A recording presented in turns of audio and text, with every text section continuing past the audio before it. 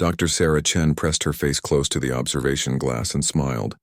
Inside the habitat, 4 small creatures tumbled over each other, playing and biting with tiny teeth.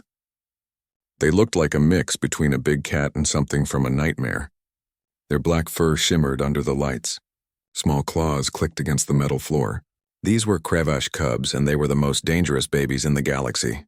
Sarah had been working on Colony Station Theta 9 for 2 years now. The station floated at the edge of known space, where human territory touched the borders of the Crevash Empire. Most people were afraid of the Crevash. Adults stood 9 feet tall with muscles like steel cables. Their claws could cut through armor. Their teeth could crush bone. They hunted in packs and never forgot an enemy. But Sarah saw something else when she looked at them. She saw a species in trouble. Crevash cubs were dying. 7 out of every 10 babies died before their first birthday. Nobody knew why. The Crevash had asked for help and Sarah had volunteered. While other scientists stayed far away, she spent her days studying the cubs, taking notes, running tests, and trying to find answers. The parents, Skarinth and Velra, had learned to trust her. Skarinth was massive, with scars across his chest from old battles. Velra was smaller but faster, with intelligent yellow eyes that watched everything. At first they had growled when Sarah came near their babies. Now Skarinth would nod to her in greeting. Velra sometimes made a deep rumbling sound that Sarah had learned meant approval. Sarah checked her datapad. The cubs were growing well. All 4 had survived past the dangerous first month. This was the longest any cubs had lived on the station. She allowed herself to feel hopeful. Maybe they would find the answer. Maybe these 4 would grow up strong. Her communicator beeped. It was Dr. Venn, the station director. Sarah, we need the parents in the medical wing. Routine blood work and scans. Can you prep them? Sure thing, Sarah replied. When? Now, please. We have a narrow window in the schedule. Sarah entered the habitat through the airlock. The cubs immediately rushed to her, making high-pitched sounds. They were already the size of large dogs, but they still acted like puppies. One jumped at her leg. Another tried to climb her coat. Sarah laughed and gently pushed them away. Skarinth, Velra, she called to the parents. Medical time. The 2 adult Crevash rose from where they had been resting. Skarinth stretched, his claws extending. Velra nuzzled the cubs one by one, checking on them. Sarah had learned that Crevash were devoted parents. They would die to protect their young. Sarah led the adults to the medical wing through the connecting corridors. The cubs cried out, not wanting their parents to leave. It's okay, Sarah called back to them. They'll be back soon. I promise. After she delivered Skarinth and Velra to the medical team, Sarah returned to her quarters. She was tired. It had been a long day of sample collection and data analysis. She wanted a hot meal and maybe a few hours of sleep. Her quarters were small but comfortable. 1 room with a bed, a desk, and a tiny bathroom. Pictures of Earth covered one wall. Her family smiled at her from the frames. She missed them. Space stations were lonely places. Sarah had just sat down with a cup of tea when the lights flickered. Once. Twice. Then the alarm started screaming. All personnel. This is not a drill, the computer voice announced. The station is under attack. Proceed to emergency shelters immediately. Repeat, this is not a drill. Sarah's heart jumped into her throat. She grabbed her emergency pack and ran to the door. It wouldn't open. The lock had engaged automatically. She was sealed in her section. Through the walls, she heard sounds. Explosions. Shouting. Weapons fire. The pirates had come. Everyone knew it could happen. The station held valuable research data. Biological samples. Technology. Things that criminals would pay huge amounts of money for. Sarah tried her communicator. This is Dr. Chen. What's happening? Static answered her. Then a voice broke through, distorted and crackling. Pirates. Talvor Syndicate. Multiple breaches. Stay where you are. The connection died. Sarah sat on her bed trying to think. The station had security. They had protocols. The Galactic Coalition would send help. She just needed to wait. She would be safe in her quarters. Then she heard it. Faint, coming through the comm system. A sound that made her blood run cold. The cubs were crying. Sarah jumped to her feet and ran to the wall panel. She pulled up the habitat camera feeds. The screen showed the nursery where the cubs were kept. The lighting was wrong, flickering and dim. The temperature display showed red. The environmental systems had failed. The habitat was getting cold. The 4 cubs huddled together in the center of the room. They cried out, calling for their parents. But their parents were sedated in the medical wing, unconscious from the drugs used for the examination. They couldn't hear. They couldn't come. Sarah checked the map. The nursery was 3 sections away. Between her and the cubs was a contested zone. The pirates were somewhere in that area. So was station security. People were fighting and dying there. Every logical part of Sarah's brain told her to stay put. She wasn't a soldier. She wasn't a hero. She was a scientist. Going out there would be suicide, but the cubs kept crying. Sarah thought about Scarnth and Velra. When they woke up and found their babies cold and alone, what would they think? That humans couldn't be trusted. That they had abandoned the cubs when things got dangerous. She thought about the cubs themselves. They were just babies. They didn't understand what was happening. They only knew they were cold and scared and their parents were gone. Sarah grabbed her pack and went to the door panel. She overrode the lock with her security code. The door hissed open. The corridor outside was dark except for emergency lights. Smoke drifted through the air. "I'm an idiot," Sarah whispered to herself. A complete idiot. Then she started running toward the nursery, toward the sound of weapons fire, toward 4 crying cubs who needed someone to protect them. She didn't think about the danger. She didn't think about the odds of survival. She only thought about those babies alone in the dark, waiting for someone to care. Sarah Chen had never been a brave person. She was afraid of heights. She didn't like confrontation. She once cried during a sad commercial, but as she ran through the smoke-filled corridors of a station under attack, she discovered something about herself. When it came to protecting the helpless, she would run toward danger instead of away from it, even if it made no sense, even if she died trying, because that's what humans did. Sarah moved through the maintenance tunnels like a mouse through walls. The main corridors were too dangerous, filled with gunfire and fighting. But she had studied the station maps. She knew there were service passages that maintenance crews used. They were narrow and dark, but they connected every section. Her flashlight beam cut through the darkness. Above her head, pipes dripped. The sound of explosions echoed through the metal walls. Each boom made her flinch. She kept moving. The cubs' cries had stopped, and that scared her more than the noise. Silence could mean they had given up. Or worse. It took her 20 minutes to reach the service entrance near the nursery. 20 minutes of crawling through tight spaces, of holding her breath at every sound, of praying she wouldn't run into anyone. Her hands were scraped. Her clothes were dirty. But she had made it. Sarah cracked open the service panel and looked out. The corridor was empty but damaged. Scorch marks blackened the walls. Debris covered the floor. The smell of burning plastic filled the air. She climbed out and ran to the nursery door. Her hands shook as she entered her access code. The door stayed locked. She tried again. "Nothing. Come on, come on," Sarah whispered. She pulled out her data pad and connected it to the door panel. Emergency override codes scrolled across the screen. Finally, the lock clicked. The door opened. Inside, the habitat was a mess. The temperature was far too cold. Ice formed on the metal walls. The lights flickered on and off. And in the center of the room, huddled in a pile, were the 4 cubs. They looked up when Sarah entered. Their eyes were wide with fear. They made small, sad sounds. One of them, the smallest, had blood on its fur. A piece of fallen equipment had cut its leg. "It's okay," Sarah said softly. "I'm here. You're safe now." The cubs recognized her voice. They stumbled toward her on shaky legs. Their bodies were cold to the touch. Sarah felt her heart break. These babies were freezing. She sealed the door behind her and looked around. The habitat systems were dead. No heat, no climate control. She was trapped in here with them, but at least they were together. Sarah opened her emergency pack. Inside were thermal blankets, a medical kit, food rations, and a portable heater. She pulled out the heater and turned it on. It wasn't much, but it would help. Then she went to the injured cub. The little one growled at her, scared and in pain. "I know, sweetie," Sarah said. "I know it hurts. But I need to fix it." She cleaned the wound as gently as she could. The cub whimpered but held still. Sarah wrapped it in bandages from the medical kit. "There you go. All better." The cubs pressed against her, seeking warmth. Sarah wrapped them in the thermal blankets and pulled them close. They were heavy, but she didn't care. She sat against the wall and let them pile on top of her. Their cold bodies gradually absorbed her heat. Outside, the battle continued. Sarah heard running footsteps, shouting, more weapons fire.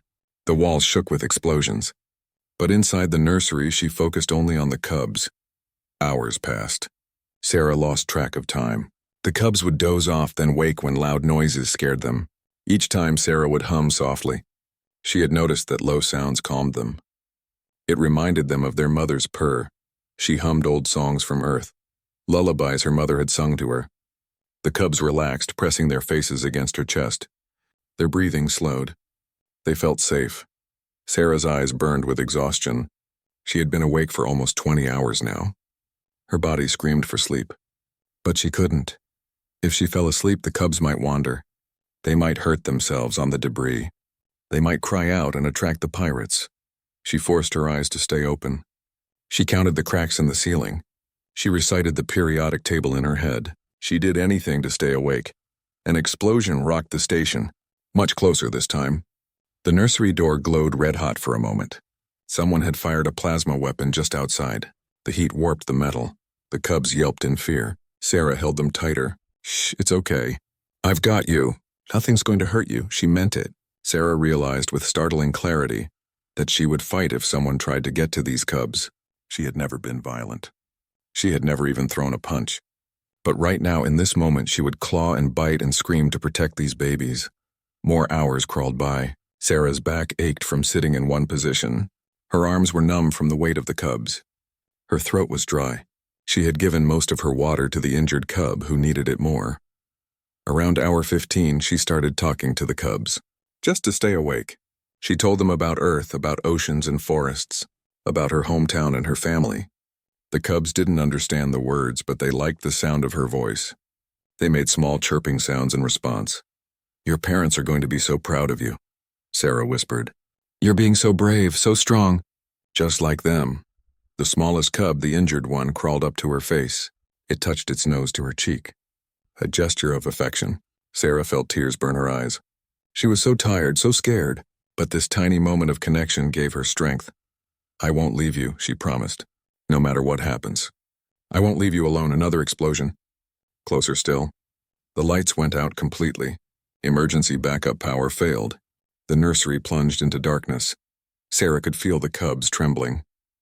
She hummed louder, trying to drown out the sounds of battle. Her voice cracked. Her throat hurt. But she kept going. In the darkness, she heard new sounds. Different weapons. Heavier footsteps. Orders being shouted in languages she didn't recognize. The Galactic Coalition must have arrived. Help was here, but the fighting got worse. The pirates weren't giving up. They were making their last stand. And the nursery was right in the middle of the war zone. A bullet punched through the door. It hit the wall 6 inches from Sarah's head. Metal fragments scattered across her lap. The cubs screamed. Sarah covered them with her body. It's okay, she chanted, though her voice shook. We're okay. We're safe. More bullets. A stream of plasma fire burned a hole through the ceiling. Sparks rained down. Sarah kicked debris over the cubs to shield them. One spark landed on her arm. She bit back a scream. The battle raged for another hour, maybe 2. Sarah couldn't tell anymore. Time had stopped meaning anything. There was only the cubs warm under her protection. There was only the next breath. The next second of staying alive. Finally, the weapons fire slowed, stopped. Voices called out in the corridor. But Sarah couldn't hear what they said. Her ears rang from the explosions. She slumped against the wall, exhausted beyond measure. The cubs were safe. They were alive. She had done it. Sarah's eyes closed. She tried to open them, but her body wouldn't obey. 18 hours of terror and adrenaline crashed down on her all at once. Just for a minute, she mumbled. Just rest for 1 minute. The cubs curled around her, purring softly. They felt safe. They trusted her. And Sarah Chen, xenobiologist and accidental guardian, finally let herself fall into unconscious sleep. She didn't hear the door explode inward. She didn't hear the soldiers entering. She didn't see them raise their weapons at the scene before them. She only dreamed of 4 cubs playing in a warm, safe place where no one would ever hurt them again. Commander Zarketh moved through the station with practiced efficiency. His forearms held weapons in perfect readiness. Behind him, his elite Void Guard team swept the corridors, clearing each section. The pirates were dead or captured. The station was secure, but something bothered him. The station director had mentioned civilians trapped in various sections. One of them was in a nursery habitat. The director's voice had been strange when he said it, worried in a way that seemed excessive for a single person. "Team 2, with me," Zarketh ordered. "We're checking the nursery section." His second-in-command, a Hran named Sela, tilted her head. "Sir, that's where they keep the Krevash specimens." "I know." Sela's scales rippled with unease. The Hran people and the Krevash had been enemies for centuries. Old wars left old fears. The cubs will be with adults. Very dangerous. "The adults are in the medical wing, sedated," Zarketh said. "Our intel says only the cubs are in the nursery. And one human scientist." "A human?" Sela's voice carried surprise. "Alone with Krevash cubs?" "That's what the director said." "Let's move." They reached the nursery corridor and immediately saw the damage. The walls were blackened with plasma burns. Bullet holes dotted every surface. The door to the nursery glowed with residual heat. Someone had fired heavy weapons here. A lot of them. Zarketh felt a chill run through his body. If the human had been in there during this firefight, they were almost certainly dead. No one could survive this much destruction. He placed a breaching charge on the door. The weakened metal would come down easily. "On my mark. 3, 2, 1. The door exploded inward. Zarketh went through first, weapons ready. Then he stopped so suddenly that Sela crashed into his back. The nursery was destroyed. Debris everywhere. Scorch marks covered the walls. A hole in the ceiling showed wiring and pipes. The temperature was freezing. Ice covered the metal surfaces, and in the center of this devastation, slumped against the wall, was a human woman. She was covered in dirt and cuts. Her clothes were torn. Burns marked her arms. Her eyes were closed. On her, around her, and beside her were 4 Krevash cubs. They slept in a pile, their bodies wrapped in thermal blankets. The smallest one had its head on the human's lap. Another curled around her feet. 2 more pressed against her sides. The scene was impossible. Krevash were predators. Even cubs could be dangerous. Adults killed trained warriors.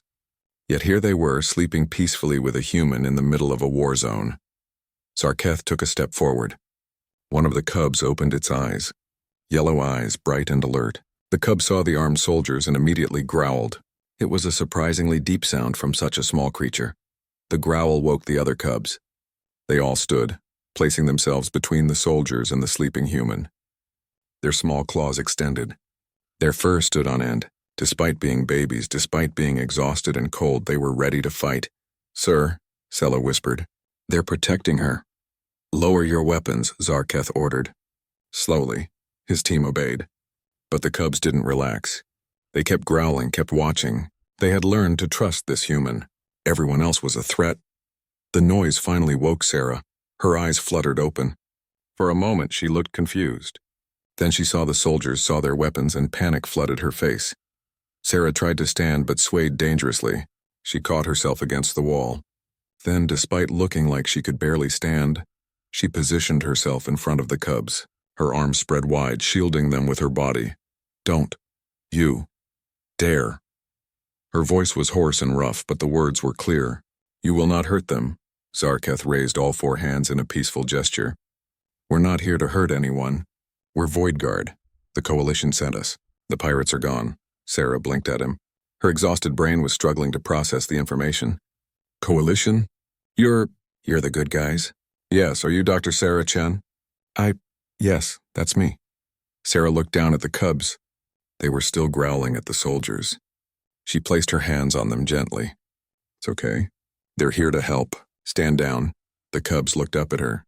They didn't understand her words, but they understood her tone. Slowly, their growls faded. Their fur settled. They pressed against her legs, still wary but no longer aggressive. Zarketh had seen combat across 3 wars. He had witnessed acts of courage and sacrifice. But this small human woman, protecting predator cubs in the middle of a firefight, refusing treatment until they were safe. It shook something in him.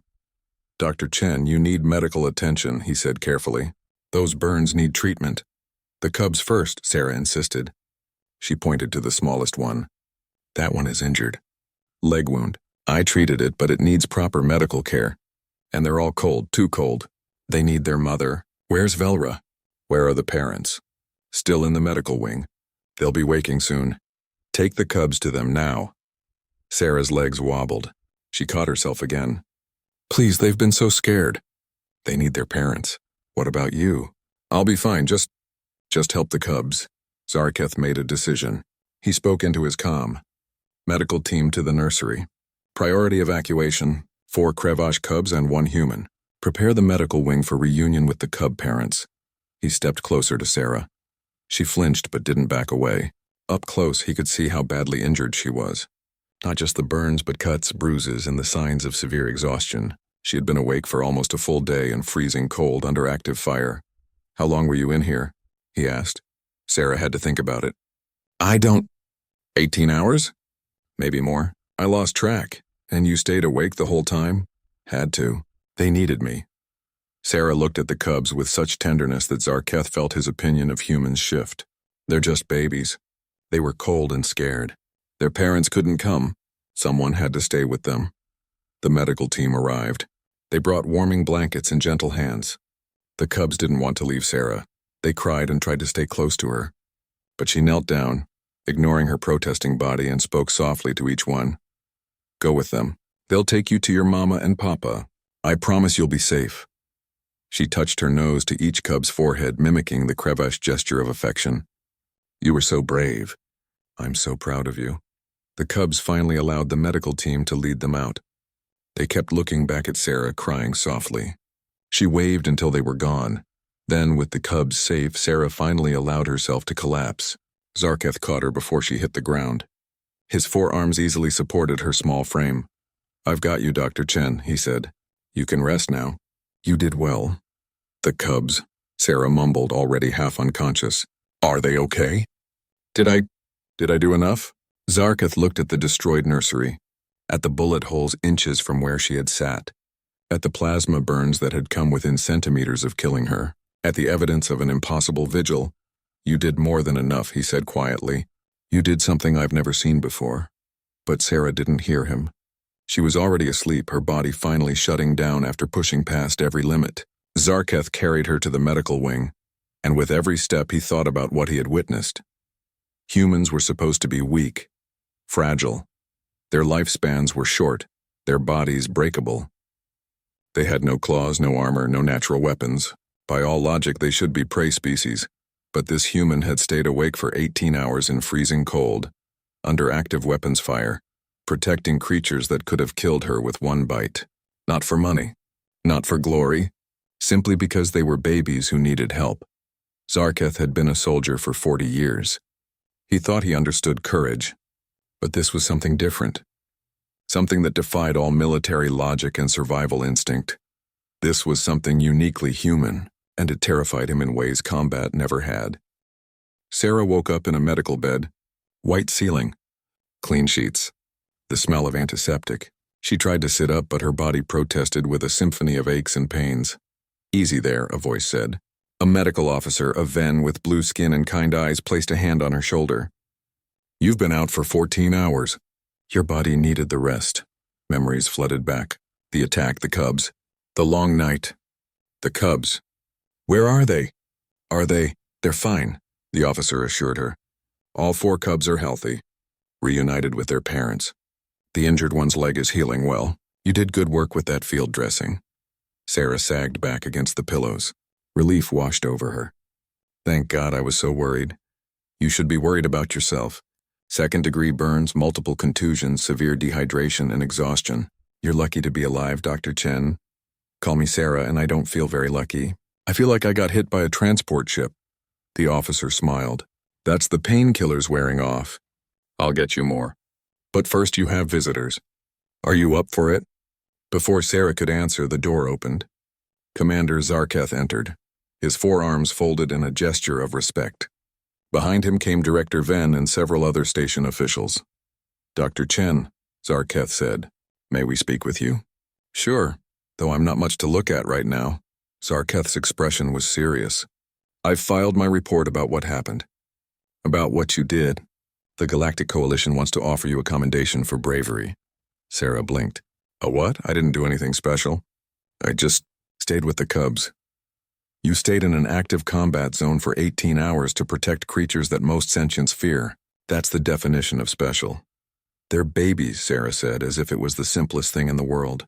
Someone had to take care of them. Director Venn stepped forward. Sarah, there's something else. Something unusual has happened. The Krevish parents, Skarnth and Velra, have been asking for you. They want to see you immediately. Sarah's heart sank. Are they angry? I took their cubs into danger. I should have found another way. Just come see them, Venn interrupted. You need to see this yourself. They helped Sarah into a wheelchair. Her legs were still shaky. The medical wing was on the same level just down the corridor. They wheeled her to a large recovery room. Inside, Skarnth and Velra stood beside a large nest where the 4 cubs were playing. The adult Krevash turned when Sarah entered. Their yellow eyes fixed on her. Sarah's breath caught. Skarnth was even more imposing than usual. His hackles were raised. His claws were extended. He looked dangerous. Then he did something Sarah had never seen before. Skarnth dropped to his front legs, lowering his head, a position of deep respect in Krevash culture. Beside him, Velra did the same. I don't understand, Sarah whispered. Skarnth lifted his head. He moved toward Sarah slowly, deliberately. Sarah forced herself to sit still, though fear prickled her spine. 9 feet of predator approached her, and every instinct screamed danger. Skarnth stopped in front of her. He reached out one massive paw and placed it gently on her head. His claws, which could tear through metal, touched her hair with impossible delicacy. He rumbled deep in his chest, a sound that vibrated through the room. Velra approached from the other side. She leaned down and touched her nose to Sarah's forehead. Then she did something extraordinary.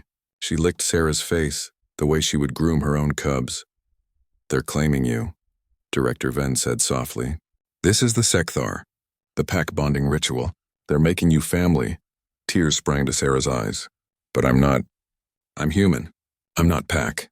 Velra made a chittering sound. She went to the corner of the room and returned with a small clay bowl. Inside was a thick golden oil that smelled of earth and something wild. She dipped her paw in it and marked Sarah's forehead with 3 lines. Skarnth spoke. His voice was deep and rough, but he formed the words carefully in English. You protect cubs in fire and cold. You stay. He struggled with the human language, but his meaning was clear. You. Pack now, you family. Sarah couldn't stop the tears. I just did what anyone would do. No, Skarnth said firmly. Not anyone. Only you, only human. The cubs, seeing their parents with Sarah, came tumbling over. They climbed on her wheelchair, chirping and purring. The smallest one, the injured one, climbed into her lap. It touched its nose to hers and made a happy sound. They love you, Velra said, her English better than her mates. Cubs imprint on protector. You are their guardian now, part of pack forever. Commander Zarketh watched from the doorway. He had seen many things in his long military career, but never this. Krevash didn't adopt outsiders. They barely tolerated other species. Their pack bonds were sacred, reserved for blood relatives only. Until now. Word of the Sekthar spread through the station like wildfire. Then it spread through military channels. Within days it reached the Krevash High Council, the ruling body of the Krevash Empire. 2 weeks later, Sarah was back on her feet. Her burns had healed. Her strength had returned. She was back to work, studying the cubs and recording their development. Everything seemed normal, except now she had a Krevash honor guard. 2 warriors from Skarnth's clan, sent to protect the human who had been adopted into their pack. They followed her everywhere, much to Sarah's embarrassment. I really don't need bodyguards, she told Skarnth for the 100th time. You are pack, he replied, as he always did. Pack protects pack. On the 15th day after the attack, a ship arrived at the station. It was massive, built in the angular style of the Krevash Empire. The station director received a message that made him turn pale. The High Council had sent representatives. They wanted to meet the human. Sarah stood in the station's formal meeting room wearing her best dress uniform. She had never been so nervous in her life. The door opened and 3 Krevash elders entered. They were old, their fur silver with age, but their eyes were sharp and intelligent. The eldest, a female named Kreshitar, studied Sarah for a long moment. Then she spoke in perfect English. Sarah Chen of Earth, we have heard what you did. We have seen Commander Zarketh's report. We have spoken with Skarnth and Velra. We have one question. Sarah swallowed hard. Yes, Elder? Why did you stay? You could have fled. Saved yourself. No one would have blamed you. Why risk your life for cubs that were not your own? Sarah thought about how to explain it, how to put into words something that felt so natural to her. Finally, she said simply, "Because they needed me. Because leaving them alone would have been wrong. Because—" She struggled for the right words. Because taking care of those who can't take care of themselves is what makes us human. Kreshitar's eyes widened slightly. She turned to the other elders and spoke in the Krevash language. They spoke back and forth for several minutes. Sarah waited, heart pounding. Finally, Kreshitar turned back to her. For 3,000 years, the Krevash Empire has stood alone. We trust no one. We ally with no one. We are predators. We need no friends. Sarah's heart sank. This was a rejection. But, Kreshitar continued, we have learned something about your species. Humans are weak in body but strong in spirit. You protect the helpless even when logic says to flee. You value life, even lives that are not your own. These are pack values. These are Krevash values. The elder stepped forward and placed her paw on Sarah's shoulder. We propose an alliance between the Krevash Empire and humanity. Because any species that produces individuals like you, that is a species worth knowing. Sarah's jaw dropped. An alliance with one of the most powerful empires in the galaxy. Because she had stayed with some cubs during a pirate attack, I don't have the authority to accept on behalf of humanity, Sarah stammered. We know, but you have shown us what humanity is capable of. We will speak with your leaders. The alliance will happen. Kreshtar's expression softened. You have changed history, Sarah Chen. You have built a bridge between species. And you did it not with weapons or politics, but with simple compassion. Later that night, Sarah sat in the nursery habitat. The cubs played around her, now fully recovered and growing fast. Skarnth and Velra rested nearby, content. Sarah thought about the alliance, about how one night of staying awake, of protecting babies, had somehow changed galactic politics. It seemed impossible. It seemed insane. But as the smallest cub climbed into her lap and purred against her chest, Sarah realized something. She hadn't been trying to change history. She hadn't been trying to build bridges or create alliances.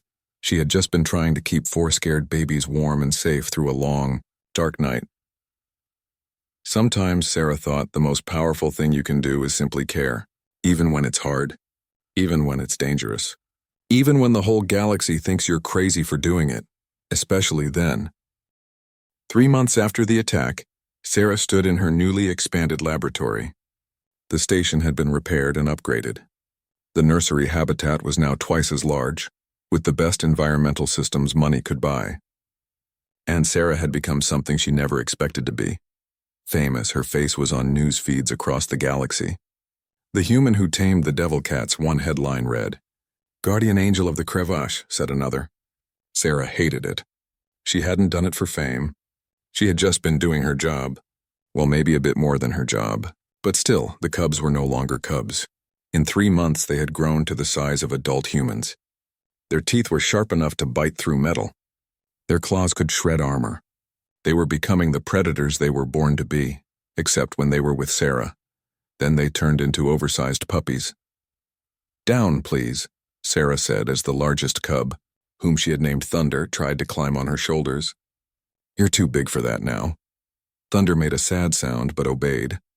The other 3, Storm, Shadow, and Little One, crowded around her instead. Little One, the injured one who had been smallest, was now only slightly smaller than the others.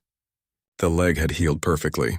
Dr. Chen, a voice called from the doorway. It was Commander Zarketh. He visited the station often now, overseeing the new security systems.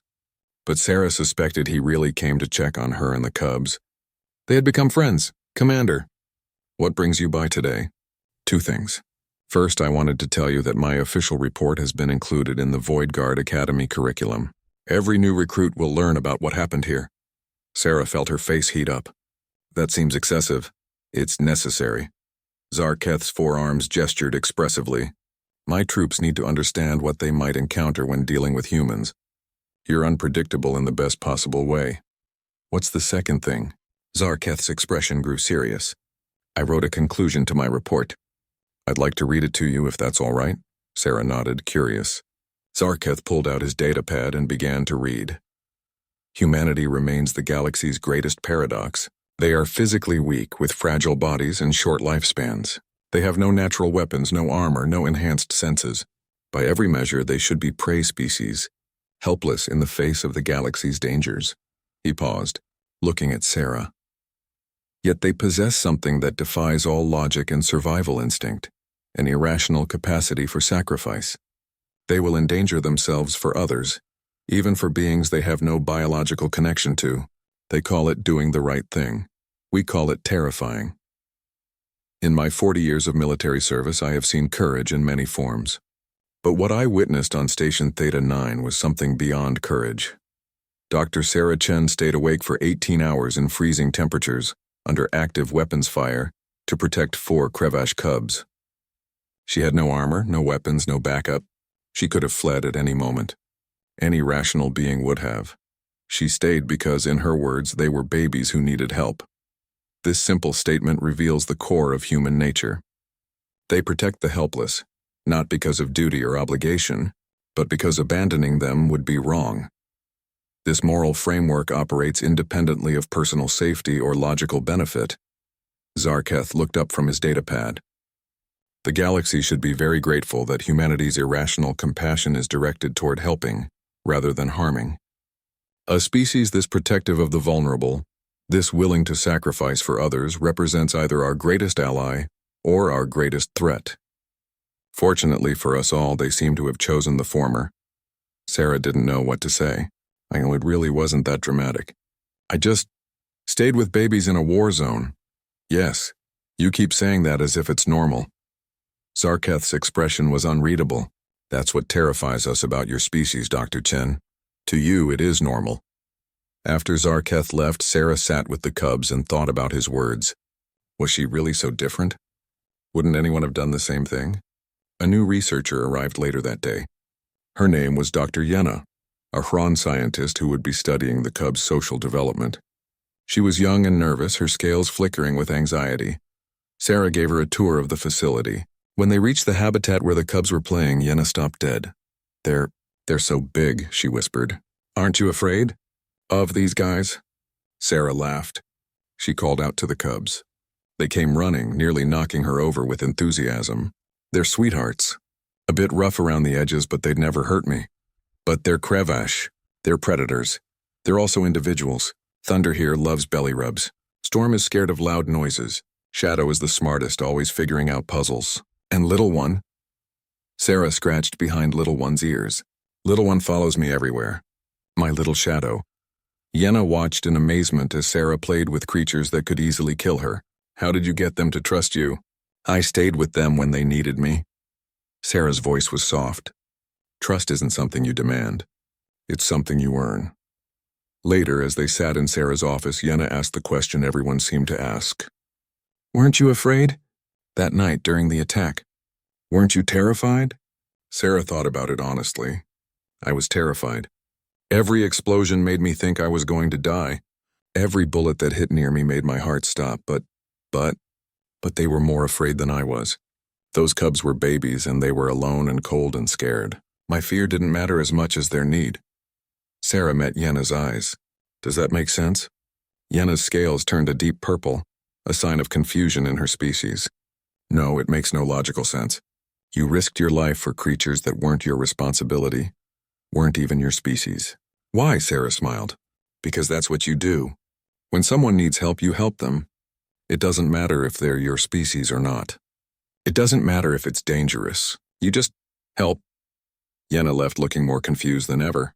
Sarah chuckled. She was starting to understand what Zarketh meant. To other species, human behavior didn't make sense. But to Sarah, it was the only thing that did make sense. 6 months after the attack, the formal alliance between humanity and the Krevash Empire was signed. Sarah was invited to the ceremony, which was held on the Krevash homeworld. It was the first time a human had ever been invited there. The ceremony was grand, with thousands of Krevash gathered to witness the historic moment. Sarah stood on the platform beside human ambassadors and Krevash elders. She felt completely out of place in her formal dress. Elder Kreshitar spoke to the assembled crowd. Today we forge a new path. For too long the Krevash have walked alone. We trusted no one. We needed no one. But we have learned that strength is not just in claws and teeth. Strength is also in spirit. She gestured to Sarah. This human showed us what true strength looks like. When danger came, she did not flee. She did not think of herself. She thought only of protecting the helpless. This is pack mentality. This is crevasse mentality. And so we recognize humanity as kindred spirits. The crowd erupted in roars of approval. The sound was deafening. Sarah stood there overwhelmed as an entire empire celebrated because she had stayed awake one night to keep some babies safe. After the ceremony, Scarinth and Velra approached her. Behind them came 4 massive crevasse now fully grown. Thunder, Storm, Shadow, and Little One had completed their development. They were adults now, powerful and dangerous. Thunder bounded up to Sarah like an excited puppy. He was easily 3 times her size, but he pressed his head against her gently, careful not to hurt her with his weight. Little One did the same from the other side. They will never forget you, Velra said. You are imprinted as their guardian. No matter how old they grow, they will always be your cubs. Sarah felt tears sting her eyes. I'll never forget them either. Scarinth spoke, his English now much improved. You changed everything, Sarah Chen. Not just for us, but for Galaxy. You showed that different species can be family. That pack is not just blood. Sarah looked at the 4 grown crevasse surrounding her with affection. She thought about that long night, about the cold and fear and exhaustion. She thought about the choice she had made. To stay when leaving would have been safer. I didn't change anything, she said softly. I just did what needed to be done. That is human way, Scarinth replied. You see what needs to be done and you do it. Even when hard. Even when dangerous. Even when makes no sense. He placed his paw on her shoulder. That is why we trust you. Why we make alliance. Because humans protect the small ones. Even our small ones. Even when burning. As Sarah stood surrounded by her adoptive pack with 2 species celebrating a new friendship, she finally understood what made humans special in the galaxy's eyes. It wasn't that they were stronger or smarter or more advanced. It was that they cared. They cared about strangers. They cared about other species. They cared about doing the right thing, even when the right thing was hard. And sometimes that irrational, illogical human compassion was exactly what the galaxy needed. Years later, when people asked Sarah about that night, she always gave the same answer. They were babies. Babies need protection. What else was I supposed to do? And that, perhaps more than anything else, explained humanity to the watching galaxy. They didn't think of themselves as heroes. They didn't think of their actions as extraordinary. They just saw someone who,